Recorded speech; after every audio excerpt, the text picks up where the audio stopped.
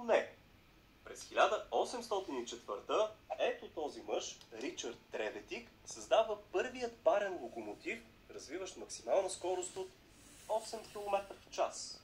За баща на съвременните влакове обаче се счита Джордж Стивенсън, който прави първия парен локомотив, превозващ пътници през 1814. Самата дума локомотив идва от латинското locus, което означава място, и мотив движение. Тоест, може да се преведе като движещ се от място на място. Локомотивът на Стивенсън е развивал 20 км в час и е свързвал два града в Англия на 40 км един от друг. Това се счита за началото на съвременния железопътен транспорт. Днес все още има работеща реплика и може Пещерска. и съдвижването. Дъбови бъчви.